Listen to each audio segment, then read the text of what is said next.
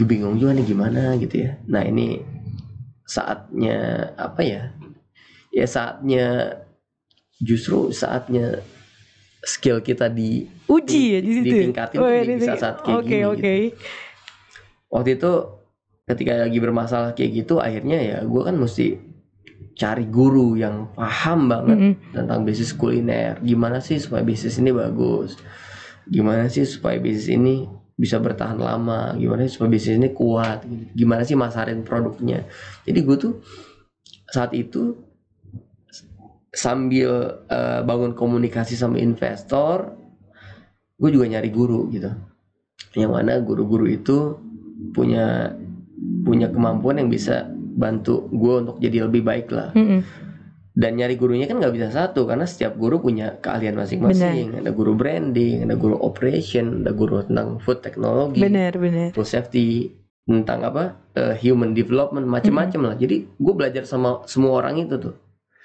Nah, sampai akhirnya dapatlah, setelah belajar dari orang-orang itu, sampai akhirnya dapatlah ramuan yang terbaik buat Nomi. Dan akhirnya Nomi bisa bangun lagi, bisa bangkit lagi gitu.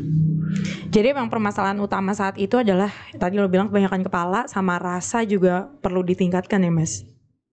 Yang paling penting itu ilmu ya. Karena ilmu kita belum cukup saat itu. Jadi kita ngelihat bisnis pertama di Rawamangun rame, kita ego, kita ekspansi karena orang kok bisa ekspansi tak sekali banyak gitu. Nah, kita nggak sadar ketika kita mau ekspansi ternyata ilmu kita belum cukup. Malah aneh nih, gue tak sempat tanya sama guru gue gitu, Pak, dulu waktu saya ilmunya masih cetek tuh seneng ekspansi. Wah, sekarang tuh ilmu udah bisa dibilang lebih komplit sekarang lah. Ini gue udah malas gue ekspansi. Enggak, gue mau kayak gini aja. Ntar makin besar bisnisnya makin repot, gue ngadepin orang-orang gitu. Udah makin kayak gitu, jadi buat gue sekarang udah kenyamanan aja deh. Gue duit ntar Allah juga kasih lah gitu. Jadi udah nggak ada serakah sama sekali, nggak ada rasa serakah sama sekali. Sebenarnya gini Mbak, kalau gue nggak punya anak, nggak punya istri, ya mungkin bisa. Mungkin ya udah nih gue bagi-bagiinnya semua gitu. Jadi yang bikin gue kadang ya, karena gue tuh pengennya berbagi, ini dapat profit tuh bagi-bagiin deh gitu. Gue tuh biasa kayak gitu kan, traktirin deh orang gitu, biasa kayak gitu. Tapi sekarang ternyata setelah punya anak, punya istri, kayak nggak bisa ya. Anak gue kan mesti disekolahin gitu ya, istri gue juga mesti dinafkahi dan lain-lain gitu. Jadi ya menurut gue sekarang tuh gue lebih serakah. Tapi sebenarnya enggak serakah juga kok. Kalau gue tanya orang itu wajar kok, kan lo yang ngerjain, ya kan. Ya kalau uangnya lebih banyak masuk ke lo, ya wajar lah, karena lo yang punya effort banyak di sini gitu. Menurut orang gitu. Makanya gue sampai tanya orang dulu, ini kalau gue ngambil segini oke nggak ya gitu. Oke lah, kan lo semua yang ngerjain gitu kan. Masa lo mau sih lo yang kerjain semua, lo yang ngorbanin waktu lo, tenaga lo dan lain-lain, tapi lo dapatnya hampir sama yang lain. Effortnya jauh, skillnya jauh, knowledge-nya beda banget. Masa lo mau? Akhirnya gue yang nyadarin tuh orang lain gitu. Jadi gue ngambil segini nggak apa-apa. Ya nggak apa-apa, emang kenapa gitu? Tuh lo juga yang bikin gitu. Lo juga foundernya Nomi ya, kayak gitu-gitu lah. Jadi word sama effort ya. Iya. Akhirnya ya sekarang ya. Tapi ada keinginan, maksudnya sama sekali nggak ada keinginan untuk benar-benar ekspansi lagi tuh nggak ada? Pengen, maksud secara manusiawi ya kita pengen lah punya penghasilan yang lebih besar gitu ya. Tapi gue tuh pengen punya penghasilan yang lebih besar supaya gue bisa lebih banyak berbagi gitu. Ya itu yang gue pengen. Ya terus gue juga pengen ya kasih ke anak dan istri yang terbaik lah, secara nafkah dan pendidikan untuk mereka.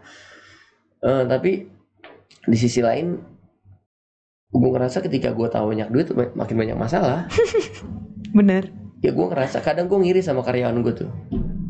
Enak jadi lo ya. Kadang gue ngeliat karyawan gue tuh, kadang gue enak jadi lo ya. Masalah lo nggak banyak. Simple gitu kayaknya hidupnya. Sekarang gue tuh lebih kompleks.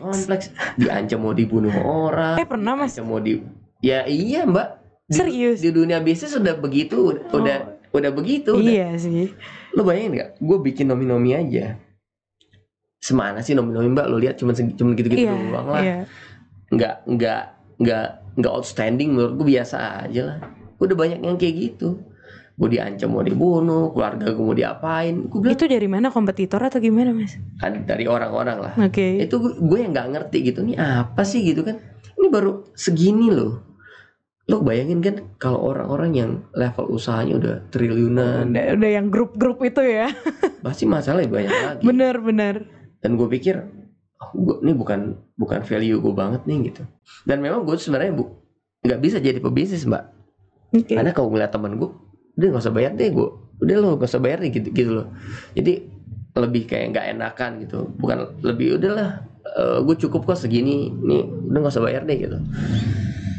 Ya makanya gue perlu orang-orang yang tipenya nggak kayak gue gitu. Kalau biar saling melengkapi ya Mas. Kalau kayak gue ntar usahanya ini nggak ada profit karena apa-apa ngasih aja terus. Bener Gitu.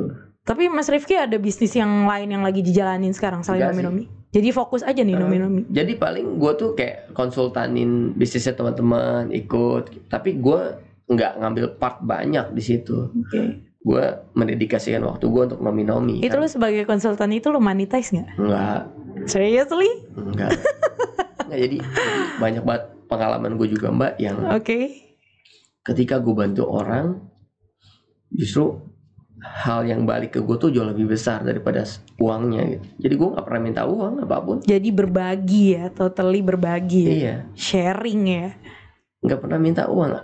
Kalau temen gue minta bantuan, ya udah nggak usah uang lah, jangan kasih gue uang lah gitu. Lo doain gue aja lah, karena gue percaya doa itu lebih kuat daripada uang. Benar. Gitu.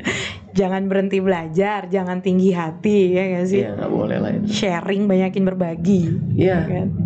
Karena bener, gue tuh masih hidup sampai sekarang, ya alhamdulillah juga hidup nggak susah gitu ya. Iya. Bercukupan cukup lah gitu kan. Itu karena dibantuin orang semua. Jadi menurut gue kesuksesan adalah apa? Kompilasi dari pertolongan orang lain ke lu tuh. Guru lu nolongin lu, ngasih ilmu. Kesuksesan adalah kompilasi dari pertolongan orang lain ke lo. Iya. Gitu ya. Guru gue ngasih ilmu gitu kan. Anak karyawan pada kerja baik, jujur, nggak nyolong. Ya bener sih. Tolongin kan? Bener sih. Investor nolongin ngasih uang. Lo gak bakal bisa berdiri sendiri, Gak bakal ya bisa. Kan? Gak bakal untuk bisa di titik. Gue udah menjaga harmonisasinya aja gitu di tengah. Oke. Jadi gue tuh kayak semua orang nolongin gue di tengah nih gitu ya. Gue ditolongin, mereka ngangkat tangannya untuk ngangkat gue ke atas. Jadi sebenarnya gue ke atas karena ditolongin sama orang-orang, bukan karena gue hebat, gue pintar, enggak lah. Gue selama ini masih nganggap diri gue tuh ya masih kayak zaman dulu aja, si zaman gue temenan sama Fitri tuh waktu SD. Oke. Kan memang gue tuh nggak suka belajar, gue suka main-main aja. Nah tapi temen-temen lama tuh ngelihat lo sekarang gimana? Maksudnya ada perbedaan nggak? Masih tetap sama ya? Nggak ada testimoni gimana gitu? Nggak tahu kalau mereka ngelihat gue seperti apa. Tapi gue tuh sekarang ya masih kayak dulu lah. Sukanya main-main, sukanya ya cari temen gitu-gitu aja. Tapi selama bangun nomi-nomi ini lo hektik banget gak sih Mas? Iya Mbak. Waktu lu pasti lah ya. Kalau dulu kan gue suka ngomong gini, ini orang sibuk banget sih. Gue telepon susah, gue WhatsApp gak dibales gitu kan. Sombong so banget, sibuk gitu kan. Sekarang Mbak, aduh bener. Ngerasain sendiri ya. Ini di handphone WhatsApp udah berapa banyak puluhan gak gue baca karena memang gak sempet baca. Iya. Belum lagi ada di rumah, sampai rumah tuh ada anak ya. Udah nggak bakal kebaca gitu.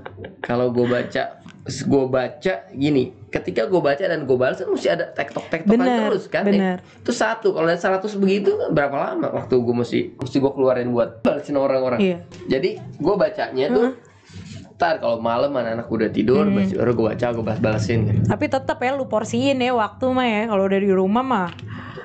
Sebenarnya ya kadang anakku juga kan udah ngerti handphone, kadang-kadang dia minjem buat mainin dia gitu, buat mainannya dia.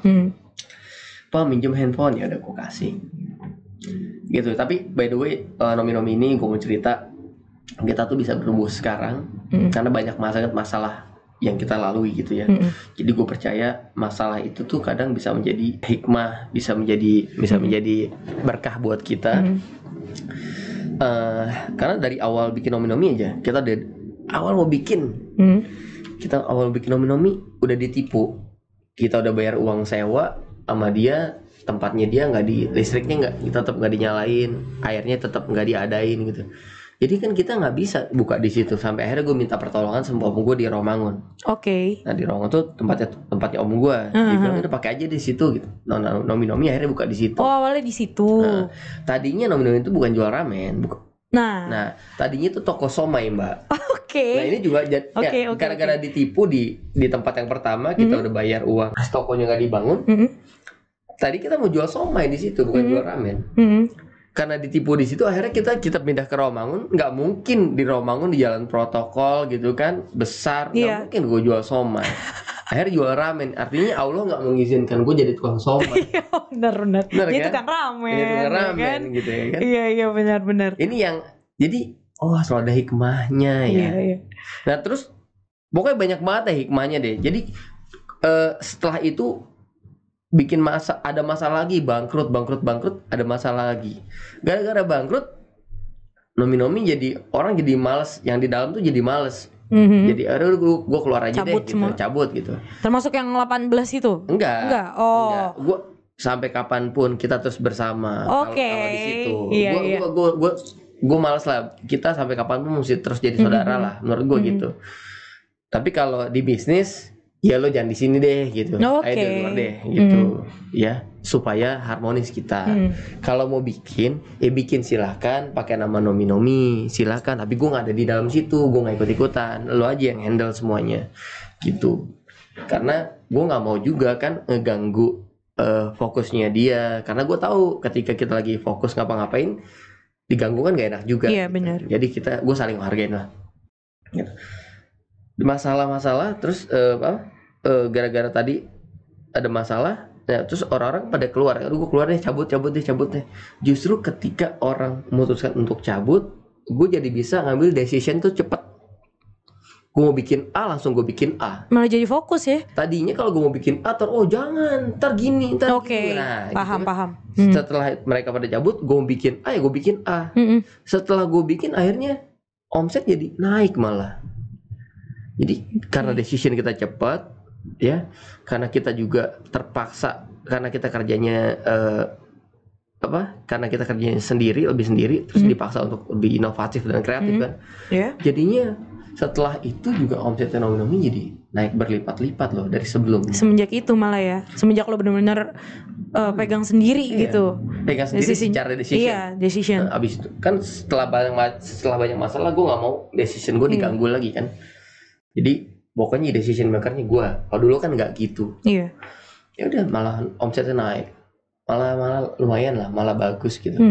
Dari 50 juta per bulan, 70 juta, 100 juta, 150 naik terus sampai sekarang. Sekarang berapa mas? Range-nya aja, boleh lah bocorin. Pas pandemi sih kosong kan. Sebelumnya? 300-400 juta lah sebulan. Itu always tuh? Ya rata-rata segitu average. Jadi tergantung bulan kalau kuliner. Ada bulan-bulan yang bagus, ada bulan-bulan yang nggak bagus. Biasanya yang bagus itu tuh liburan sekolah anak, Juni Juli itu pasti bagus tuh. Dan akhir tahun kan bonus akhir tahun cair kan. Bener. Itu bagus. Jadi dari setahun tuh yang paling bagus cuma 3 bulan itu, Juni, Juli atau dan akhir tahun. Tahun-tahun lainnya bulan-bulan lainnya biar so-so aja. Gitu. Terus sehari berapa porsi, Mas? Gue tuh pernah ngitung ya, tapi gue lupa. Tapi kayaknya sih kalau mie itu bisa 200 porsi lah. 200 porsi. 200 porsi. Nah, itu boleh dong jelasin produk-produknya Nomi tuh apa aja nih menu-menunya? Jadi kita tuh jual ramen.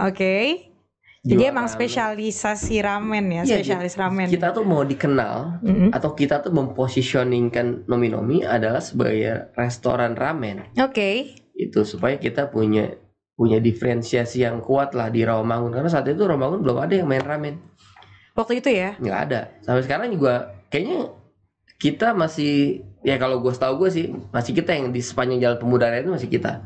Nah, basic taste-nya itu influence dari ramen asli Jepang atau udah disesuaikan sama fusion? Gue ke Jepang waktu itu. Untuk ya kita coba study lah.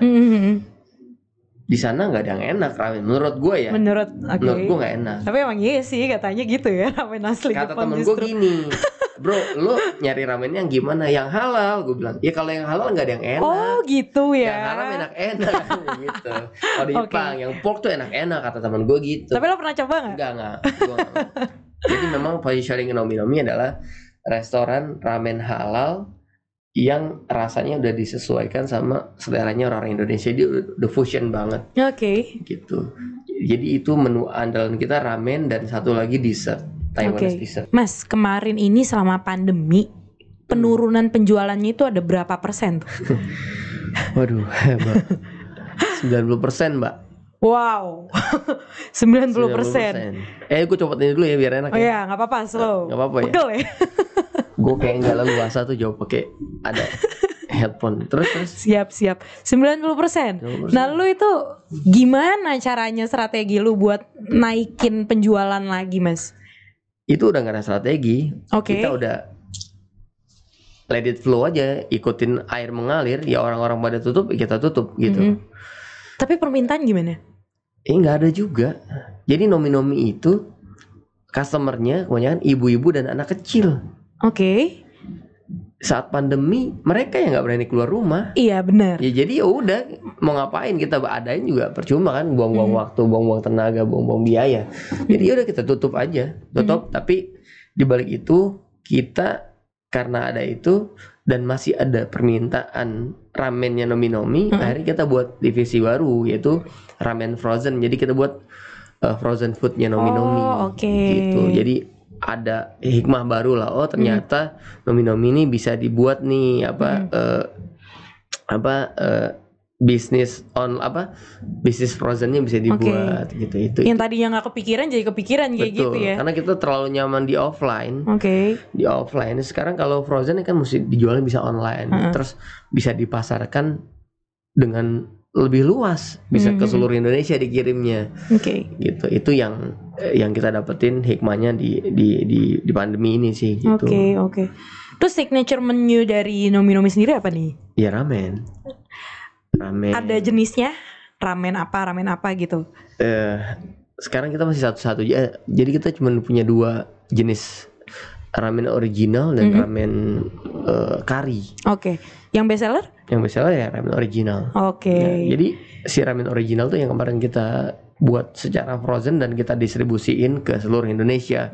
Walaupun ya ternyata ketika kita kirim ke Makassar masih ada yang basi gitu-gitu. Gitu. Walaupun tuh udah divakum sebenarnya, tapi ya intinya. Tapi ngalamin deh. Basi gitu. Basi. Jadi sampai sana udah gimana, gue tanya teman gue, nggak udah failed bro gitu. Jadi udah. Itu bisa. Trialnya. Jadi customer itu, bro ada yang minta dari Makassar, minta dari Kalimantan, kirim nggak? Kirim. Tapi gue bilang ke mereka, nanti kalau sampai sana barangnya basi, bilang ke kita, nanti kita refund uangnya gitu. Karena ini kita masih trial project lah, gue bilang gitu. Tapi ya dari situ gue jadi kepikiran, kita bisa mendistribusikan produknya Nomi ke seluruh Indonesia tanpa harus buka outlet di setiap provinsi, karena itu kan butuh banyak biaya kan. Berarti sekarang kita bisa distribusiin produk Nomi tanpa mengeluarkan lebih besar, biaya yang lebih besar gitu. Itu. Jadi banyak banget hikmah yang diambil malah ya Mas ya selama pandemi ini. Jadi gue banyak skill dia makin naik kok. Skill makin naik, knowledge makin naik. Yang lebih naik lagi tuh ya tingkat kesabaran. Ya karena nggak ada uang masuk 4 bulan kan, gila nih gimana nih 4 bulan nggak ada uang ya kan. Udah tabungan aja di. Tapi ya gitu sih ya, anak-anak lo pindah ke tempat temen-temen ya, untungnya kayak gitu ya, lo ada kepikiran seperti itu ya. Ya udah. Lo benar-benar ngejaga ya. Udah kayak orang tenggelam, udah coba ambil apapun yang bisa gue pegang deh. Nelfon temen, malu-malu deh gitu kan, minta tolong ya. Ya alhamdulillah mereka mau tolongin. Padahal awalnya gue tuh cuma niat bro gue punya utang nih ke lu, gue hold dulu ya karena Nomi tutup gitu kan. Gue juga kebingungan nih anak gue mau dikemanain gitu. Terus kata dia, oh gitu bro katanya, ya udah anak-anak lu gue yang gaji aja deh kerja sama gue, nah gitu. Oke. Jadi ya ada niat baik untuk nggak bisa ya gue tunda bayar utang dulu ya gitu. Ternyata malah dapat itu ya hikmah begitu ya. Iya. Keren. Terus gitu. Mas nih kalau kita ke konteks pesaing bisnis nih ya, strategi Mas nih untuk menghadapi pesaing-pesaing bisnis yang di bidang yang sama dan juga menjual jenis makanan yang sama tuh gimana Mas? Gini sih, banyak orang yang punya pandangan berbeda soal ini ya, tapi gue coba jawab dari versinya gue aja. Menurut gue nggak punya pesaing di bisnis. Lo bukan menganggap saingan? Enggak. Mereka tuh semua teman gue. Mereka semua saudara gue yang mana kita mesti kolaborasi justru. Gitu. Gue nggak mau tuh Nomi saingannya siapa? Nggak ada, kita saudaraan semua. Karena gue percaya gini. Ya rezeki itu udah ditentuin deh. Kita cuma bisa ikhtiar yang sebaik mungkin, semaksimal mungkin nih. Kalau rezekinya udah Allah tentuin deh. Gitu. Jadi gue nggak pernah tuh misalkan nganggap orang itu saingan gue, so gue mesti benci sama dia, gue mesti nggak welcome ke dia gitu, gue mesti jaga jarak sama dia. Justru nggak kayak gitu. Justru kita itu jadi pengusaha, menurut gue kita mesti punya hati itu yang lebih luas lagi. Ya mereka tuh bukan saingan kita, mereka tuh teman kita, mereka tuh guru kita, mereka tuh orang yang bisa support kita. Jadi gue anggapnya mereka tuh ya ekosistem yang harus kita jaga justru gitu. Itu ya karena itulah gue ada di asosiasi Apkulindo. Ya, karena di asosiasi itu kan asosiasi pengusaha kuliner ya. Asosiasi Pengusaha Kuliner Indonesia. Ya karena di situ semua orangnya tuh kayaknya punya pandangan yang positif gitu ya. Kita tuh bukan saingan, tapi kita adalah saudara yang mana kita ini mesti sama-sama kemajuan Indonesia lewat usaha kuliner ini. Karena yang tetap kok pemain di bisnis kuliner di Indonesia tuh yang besar tuh yang bukan dari Indonesia. McD, KFC, kan uangnya ngalir ke mereka. Starbucks, penguasanya tetap mereka. Boga Group tuh punya Malaysia loh. Iya. Menurut gue orang Indonesia gue nggak tahu sih. Setahu gue nggak ada perusahaan di Indonesia yang sebesar Boga Group, yang punya Kintan Buffet, Kimukatsu tuh grupnya mereka kan, Baker Zin. Itu punya Malaysia setahu gue, dan mereka besar banget di Indonesia gitu. Ya, dan yang mesti kita kalahin tuh bukan kita sesama, tapi kalau mau kalahin ya kalahin yang sering itu, dari luar supaya itu ya. Kita jadi pemain di negeri sendiri gitu. Itu yang penting menurut gue. Kalau kita baru dikit-dikit udah ngiri sama teman, dikit-dikit udah ngerasa kesaing gitu kan, ya capek lah. Kita nggak ada waktu lah buat itu. Sesama ini kan saudara gitu ibarat kita mesti bantu. Terus kenapa sih Mas milih berbisnis? Kenapa nggak tetap kerja aja nih, atau jadi PNS ya kan? Jadi dokter. Gini, itu tuh menarik banget tuh part itu. Jadi tadinya gue juga udah malas di bisnis. Gue dulu mikir ketika gue gagal di bisnis, udahlah gue kerja lagi gitu ya.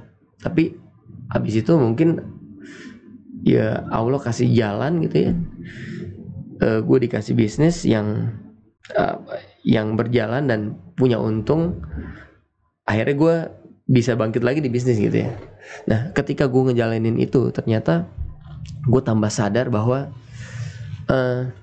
ketika gue di bisnis, banyak kepribadian gue yang berubah. Pertama, kalau dulu di kantor gue tuh ya orientasi gue dunia lah, materi. Gue mau punya mobil, mau beli rumah gitu kan, mau punya aset gitu-gitulah. Intinya tentang materi, itu yang gue kejar. Ketika ada di dunia bisnis, gue mikir ini gimana caranya gue tuh mesti bisa kasih manfaat seluas-luasnya ke orang banyak. Jadi mindsetnya udah jauh berubah gitu. So yang gue kejar sekarang adalah ya gimana caranya gue mendistribusikan manfaat gue buat orang lain. Karena hakikat kita hidup kan sebenarnya yaitu sebaik-baiknya orang adalah orang yang bermanfaat. Gitu. Yeah. Nah, jadi sekarang gue ngerasa gue tuh lebih suka berbagi daripada dulu gitu. Ini yang manfaat positif yang gue rasain buat diri gue, yang ngerubah diri gue dari yang tadinya agak egois sekarang ya lebih sabar lah. Gitu. That's why lo yakin untuk tetap berbisnis nih ya. Dan bukan cuman di bisnis sih, sebenarnya ini bisa diterapkan di profesi apapun ya. Dan menurut gue kalau kita jadi entrepreneur tuh kan bukan profesi ya menurut gue. Entrepreneur kan ya pola pikir aja gitu ya. So paling tepat menurut gue ya ada di jalur ini, karena dengan gue ada di sini gue benar-benar bisa mendistribusikan semangat dan manfaat gue buat orang-orang lain.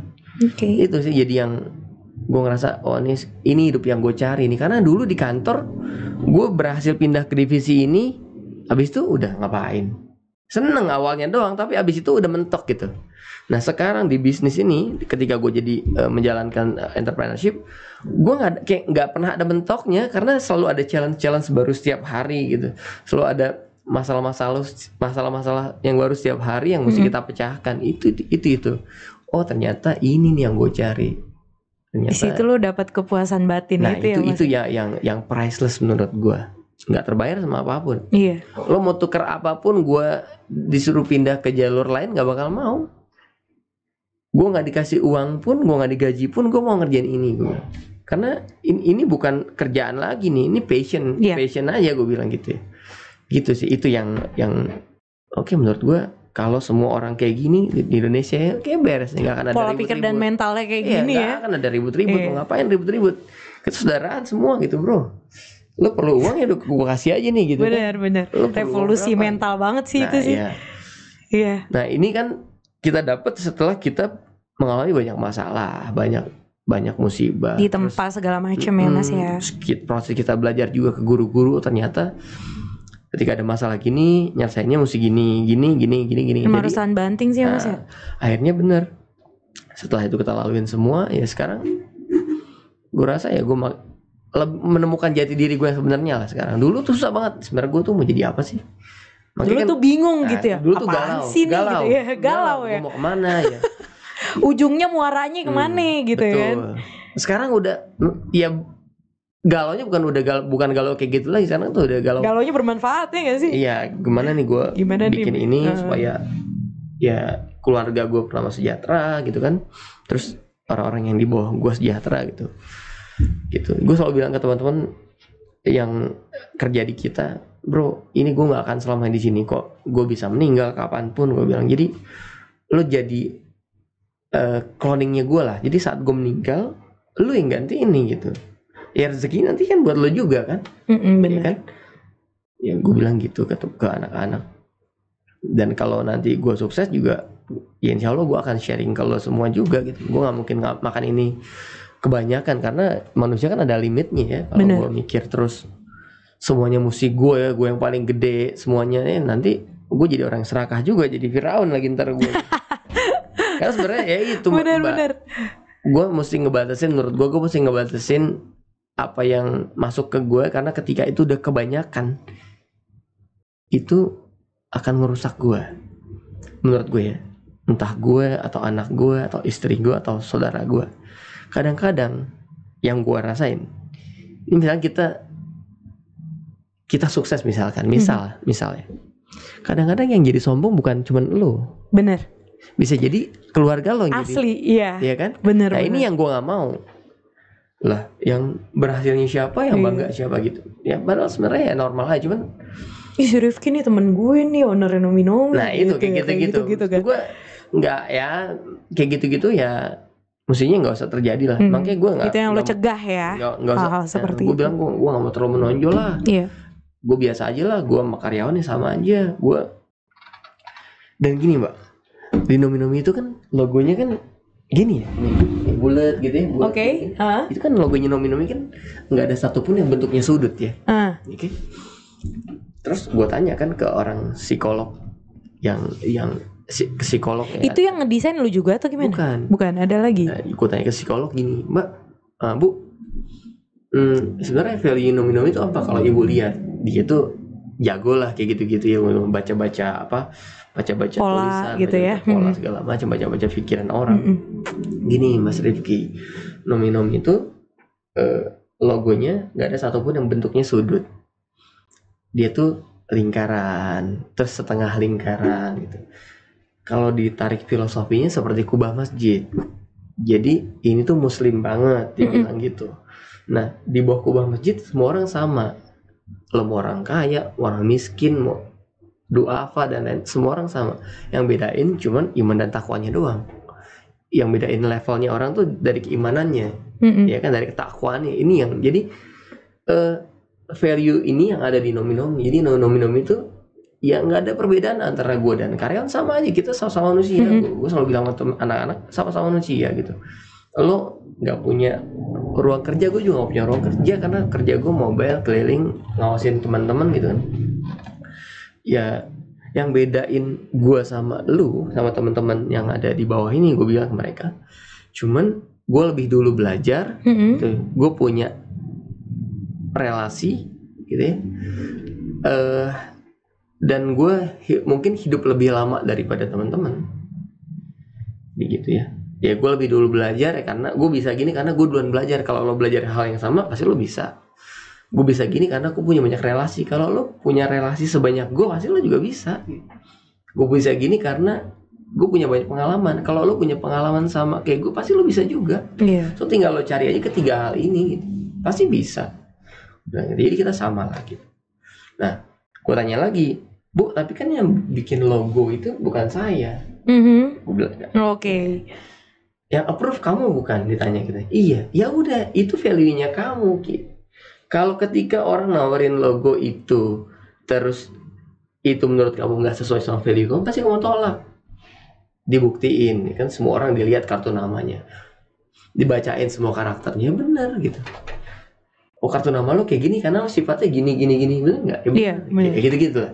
Jadi selama itu yang approve lo, ya selama lo nyaman jalanin itu, ya pasti itu value lo gitu, bilang gitu. Makanya pertahankan value Nomi.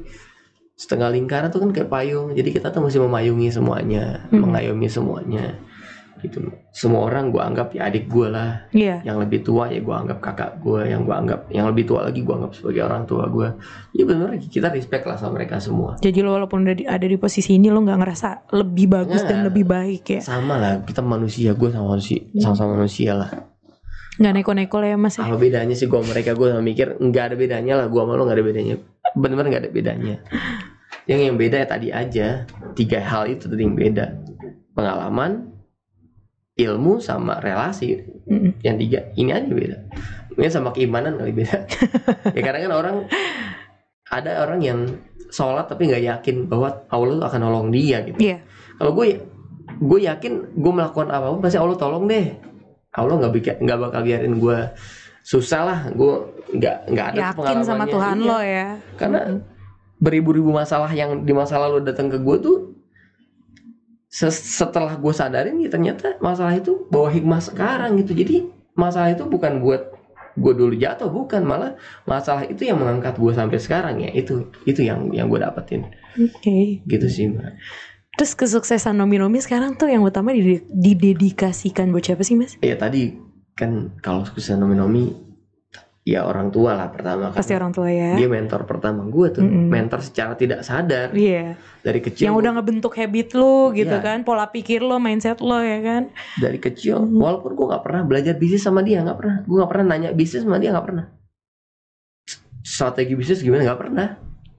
Tapi gue ngambil pelajaran yang dicontohin. Misalkan kita tadi kalau cari sumber barang langsung ke pusatnya gitu. Terus kalau kerja tuh mesti totalitas, kerja tuh mesti, nyokap bokap gue tuh jam 4 subuh udah bangun, sampai sore dia kerja, sampai malam dia kerja, pokoknya terus kerja lah, pokoknya gila banget. Mereka tuh orang yang tekun banget gitu ya, paling kerja keras yang pernah gue lihat. Nah, hal-hal itu yang gue dapetin dari mereka. Secara strategi enggak, gue belajar ke orang lain, tapi etos kerjanya gue belajar sama dia. Gila banget karena itu. Jadi buat orang tua gue dedikasiin ya ya makasih gue udah diajarin etos kerja yang baik kan. Lalu gue dedikasikan juga buat istri dan anak-anak gue, karena mereka gue jadi lebih semangat belajar, lebih semangat cari rezeki gitu ya. Karena nomi juga dulu awalnya kan gue bilang ke istri gue mau bikin ginian ya itu yang kemudian sama Allah dikabulin, jadilah nomi gitu kan gitu. Lalu bertiga buat orang-orang, buat mentor-mentor gue, guru-guru kan. Jadi gue tuh punya banyak guru. Lo sampai sekarang masih berguru sama mereka? Iya, sampai kapan lah, belajar sampai mati gitu ya. Sampai kapan pun kita masih belajar. Jadi guru-guru gue mau ya insya Allah gue mau bagian mereka lah gitu. Walaupun belum bisa secara materi, at least seenggaknya yang mereka ajarin ke gue terus gue praktekin bisa jadi pahala lah buat dia kan, jariah ilmu kan gitu. Itu terus buat orang-orang yang ngebantu gue selama ini banyak banget, teman-teman, saudara, karyawan, semuanya banyak banget ya. Dedikasikan buat mereka karena mereka juga orang-orang baik yang menurut gue mesti melakukan apa yang gue lakukan gitu. So kalau udah banyak banget orang yang seperti ini, ya insya Allah Indonesia juga makin berkembang ya, malah mungkin bisa jadi negara maju ke depan gitu. Itu sih. Lo dedikasiin buat diri lo sendiri juga nggak? Nggak tahu, gue nggak karena menurut gue diri gue nih ya cuman apa ya? Kenapa? Lo kan udah hard working nih all this time ya kan? Udah working hard. Gue hard working, iya. Cuman gue nggak ngerasa gue hard working banget karena banyak orang yang bantu gue juga gitu.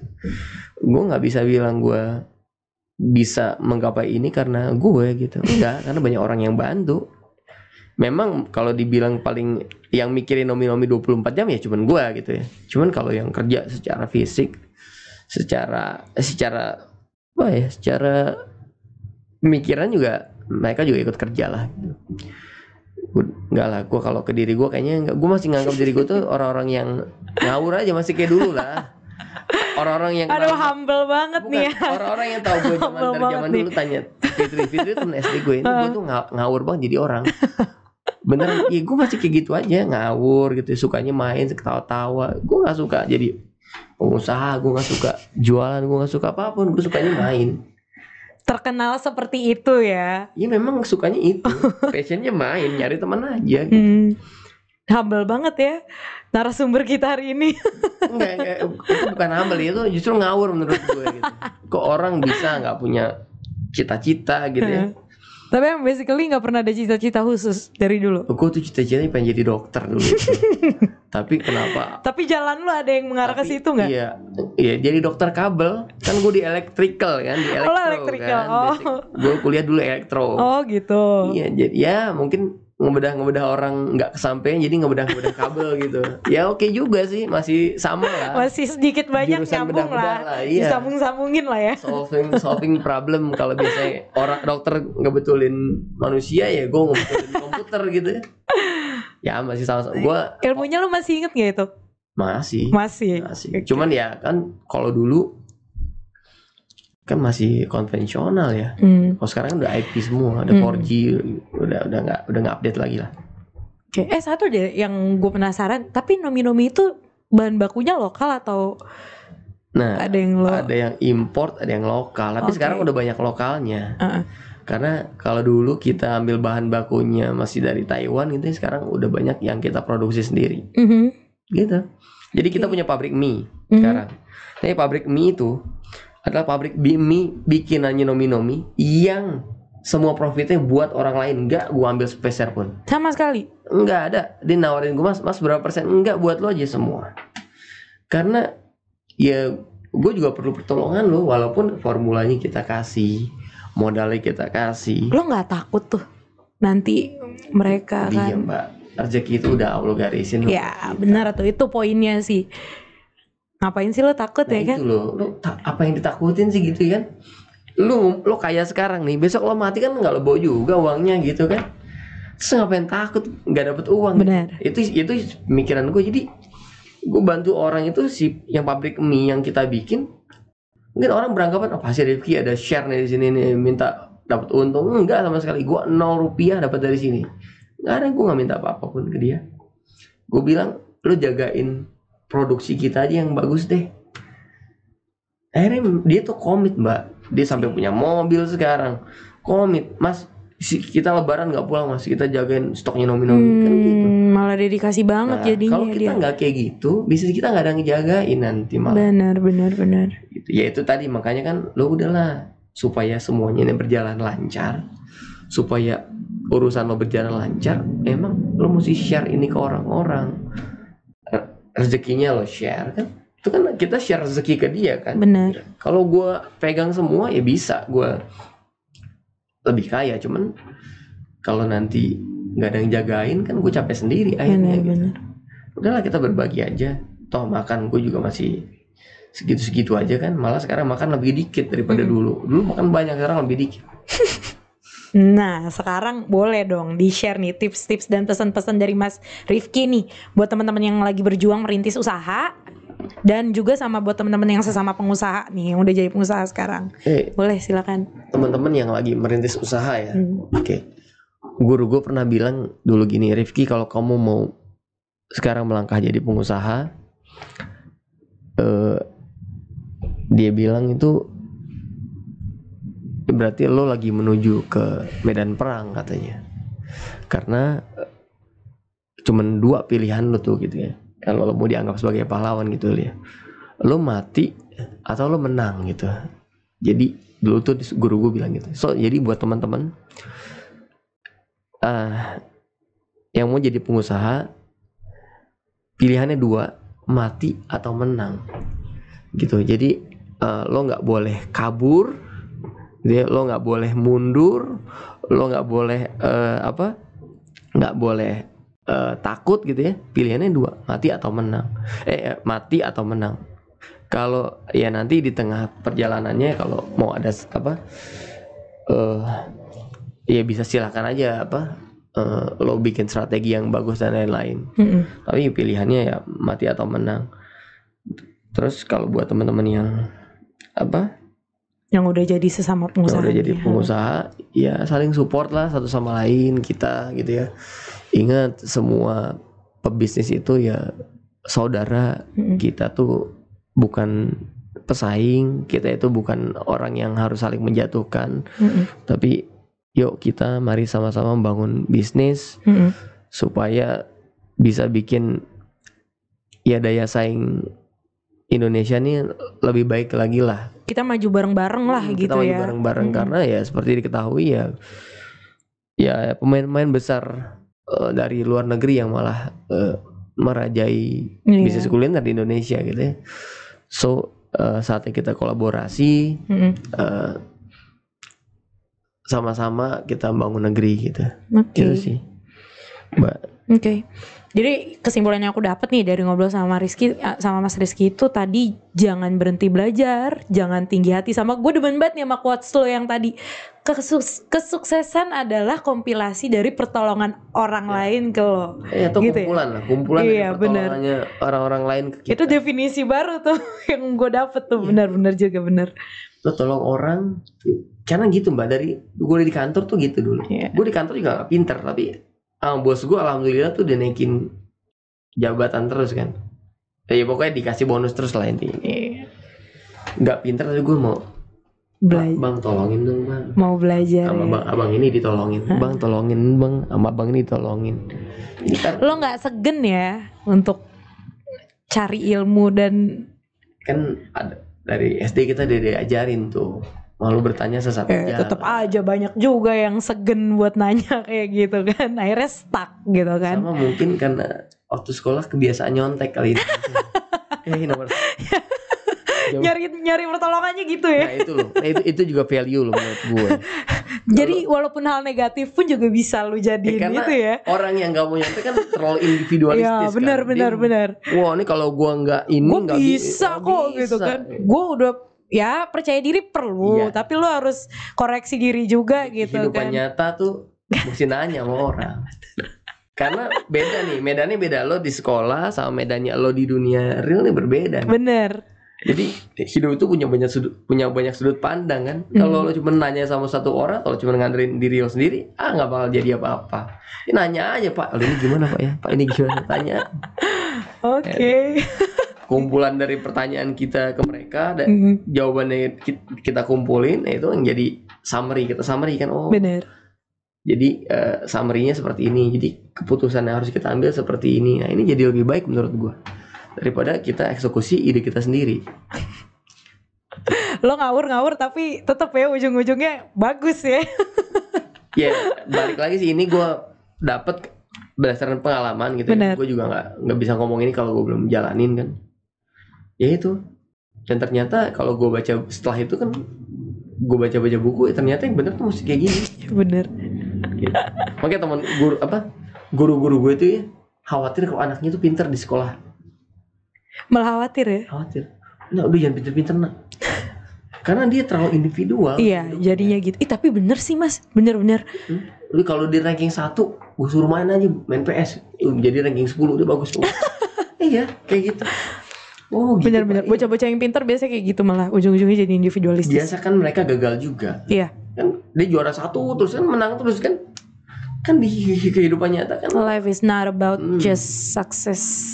Di kehidupan nyata banyak orang yang mau jatuhin lo. Iyalah. Kalau lo nya dijatuhin orang terus lo gagal, lo nya kesel, terus lo nya baper, nggak bisa balik. Lo dari awal harus kenal sama kegagalan. Lo dari awal kenal sama jatuh. Ya kalau ya alhamdulillah lah. Makanya banyak orang yang sukses kan orang yang sering gagal. Justru iya. Benar sih. Ya gagal ya senyum aja, udah biasa gagal. Super. Jadi ya itulah, hidup tuh ngawur-ngawur aja. Tapi yang penting ibadah ya. Iya, benar. Ibadah, doa gitu ya. Mesti. Jangan anti sama gagal ya nggak sih? Iya. Jangan gagal. Betul. Jangan, maksudnya gini, lo ngawur boleh dalam, maksudnya jangan baperan gitu ya. Kan orang ngawur kan biasanya nggak baperan. Tapi ketika lo mengeksekusi sesuatu ya mesti dengan sebaik-baiknya. Mirip lah sama kayak ibadah lah. Ibadah itu kan udah ada tata caranya ya. Kalau sholat asar, sholat zuhur ya 4 rakaat. Ketika lo jalannya 5 rakaat ya malah salah. Salah ya. Itu baru ngawur yang nggak benar ya. Ngawur yang nggak benar. Kalau lo jalanin hidup lo ini sesuai dengan patternnya ya, sesuai dengan syariatnya gitu ya, sesuai dengan caranya, nanti ya insya Allah benar semua sih. Oke. Super sekali. Padat ya obrolan kita hari ini. Padahal baru ketemu. Berapa lama nih, Wak? Ya udah, mungkin segitu aja kali ya obrolan kita ya Mas. Oh ya, untuk nomi-nomi berarti udah untuk semua cabang tuh udah buka ya? Ya, kita udah buka semua. Alhamdulillah, terakhir buka kemarin hari Minggu di Penggilingan. Oke. Ya doain Mbak. Ya tuh Sobat Nyasus juga bisa lebih baik dari sebelumnya. Amin. Mudah-mudahan nih informasi yang sekarang kita lagi garap nanti kita lempar ke Sobat Nyasus, semuanya pada bisa ngambil positifnya, ya nggak Mas? Iya, harus. Thank you banget nih Mas udah datang ke studio Asia Live, udah jadi narsumnya Asia Live ya kan, berbagi yang bermanfaat untuk Sobat Nyasus di rumah. Dan untuk Sobat Nyasus di rumah, thank you banget udah watching us ngobrol-ngobrol. Jangan lupa untuk tetap pantengin terus channelnya Asia Live Entertainment. Tonton, jangan di skip ya. Terus jangan lupa di like, di subscribe, dan juga di share ke teman-temannya, saudaranya, pacarnya, selingkuhannya, terserah. Oke. Jangan lupa komen juga, kritik dan saran ditunggu banget. Oke. Wassalamualaikum warahmatullahi wabarakatuh. Thank you. Bye bye.